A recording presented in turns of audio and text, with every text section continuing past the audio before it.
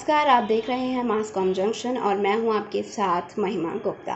मास com junction की my career my choice की जो सीरीज़ चल रही है, उसी कड़ी में मैं आज आपके साथ अपने विचार साझा करना चाहूँगी।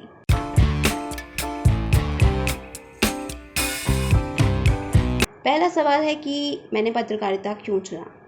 मैंने पत्रकारिता इसीलिए चुना क्योंकि मुझे लगता था कि एक अच्छे पत्रकार के जो गुण हैं, मुझमें उनमें से कुछ गुण मौजूद हैं और अगर मैं इस क्षेत्र में जाती हूँ तो किसी और क्षेत्र के मुकाबले मैं कहीं ज़्यादा बेहतर कर सकती हूँ। मुझे लोगों से बातचीत करना पसंद था, लोगों से इंटरैक्ट करना, उनकी समस्याएं सुनना, उनके मुद्दों को जानना और उनको एक समाधान की तरफ ले जाने की मेरी हमेशा कोशिश रहती थी। और मैं चाहती थी कि इस दुनिया को ज़्यादा खूबसूरत, ज़्यादा बेहतर बनाने में अपना थोड़ा सही योगदान दे सकूं। इसीलिए मैंने पत्रकारिता के क्षेत्र को चुना।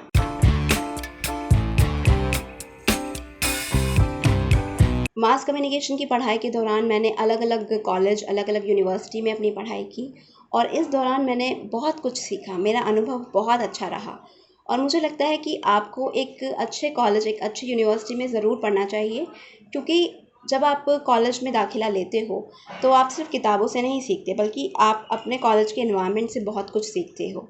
आपकी जो पर्सनालिटी है, आप किस तरीके से बोलते हो, आप किस तरीके से सोचते हो, आप किस तरीके से अपनी बात रखते हो, उसका एक बहुत बड़ा जो प्रभाव है वो हमारा कॉलेज में आता है। और कॉलेज में हम बहुत ज़्यादा एक तरह से मैच्योरिटी आती है हमारे थॉट्स में, हमारे क्लैरिटी आती है हमारे विजन में कि हमें ज़िंदगी में आगे क्या करना है और हमें कहाँ पहुँचना है।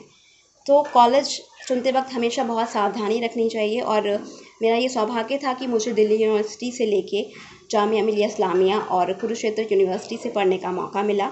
मैंने दिल्ली यूनिवर्सिटी से अपनी ग्रेजुएशन की, उसके बाद जामिया मिलिया इस्लामिया से पीजी डिप्लोमा किया टीवी जर्नलिज्म में और उसके बाद कुरुक्षेत्र यूनिवर्सिटी से अपनी मास्टर्स की डिग्री ली। तो मैंने अलग अलग यूनिवर्सिटी से अलग अलग टीचर्स के सानिध्य में रहकर बहुत कुछ सीखा और बहुत कुछ अपने आप को एक तरह से तराशा।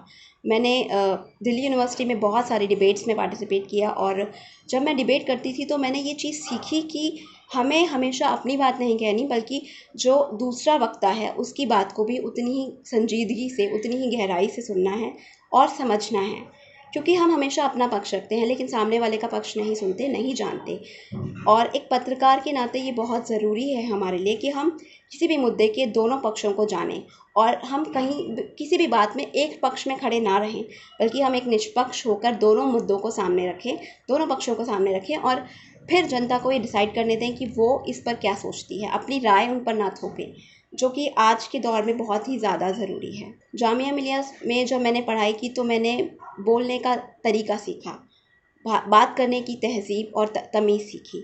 अपनी बात को बेहतर तरीके से हम चिल्लाकर और आवेग में आकर रखे बिना भी किस तरीके से हम अपने सुंदर शब्दों में और भाषा के एक दायरे में रहकर हम अपनी बात को किस तरीके से ज़्यादा अच्छे तरीके से सामने रख सकते हैं, ये मैंने जामिया मिलिया इस्लामिया से सीखा।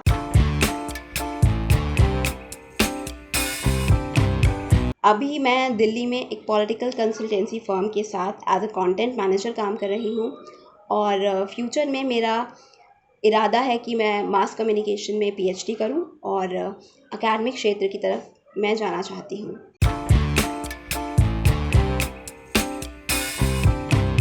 मास कम्युनिकेशन के विद्यार्थियों के लिए मेरा ये संदेश है, ये सुझाव है कि आप, क्योंकि मास कम्युनिकेशन का दायरा बहुत बड़ा है, बहुत व्यापक है और ज़्यादातर जो लोग हैं, ज़्यादातर जो बच्चे हैं, वो मीडिया की जो दुनिया है उसकी चकाचौंध को देखते हुए इस फील्ड में आते हैं।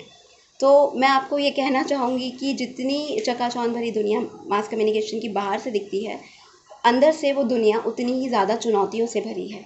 तो अगर आप उन चुनौतियों से जूझना चाहते हैं, उन चुनौतियों से जूझ कर आगे बढ़ने का आपके अंदर मादा है, तो ये फील्ड आपकी है।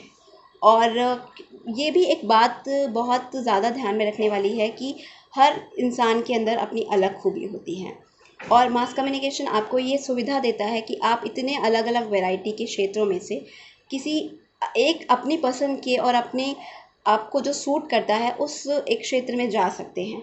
तो आपको अपने यूनिवर्सिटी के दिनों के में ही ये चीज़ डिसाइड कर लेनी चाहिए कि आप क्या ज़्यादा बेहतर कर सकते हैं और आपको अपने आप को उस चीज़ के लिए तैयार करना चाहिए। हालाँकि एक पत्रकार के नाते हमें हर चीज़ की नॉलेज होनी चाहिए, और जैसा कि कहते भी हैं कि jack of all trades and master of the none. आपको हर चीज़ के बारे में थोड़ी बहुत जानकारी ज़रूर होनी चाहिए, लेकिन कुछ क्षेत्र ऐसे होने चाहिए जिसमें आपकी एक्सपर्टीज़ हासिल आप कर सकें। और इसके ऊपर जो होमवर्क है, वो आप अगर कॉलेज के दिनों में जितना ज़्यादा बेहतर कर पाएंगे, उतना आप जब कॉलेज से बाहर निकलेंगे और जब फील्ड में आएंगे, तो आप भीड़ से अलग अपना एक नया और अनोखा चेहरा दिखा पाएंगे दुनिया के सामने। और आपके अंदर एक कॉन्फिडेंस होगा, क्योंकि आपको पता है कि आपके लिए क्या सही है, क्योंकि आपने उस पे होमवर्क किया है। तो आप दूसरों से अलग दिखाई देंगे और भीड़ में आप अपनी अलग पहचान बना पाएंगे।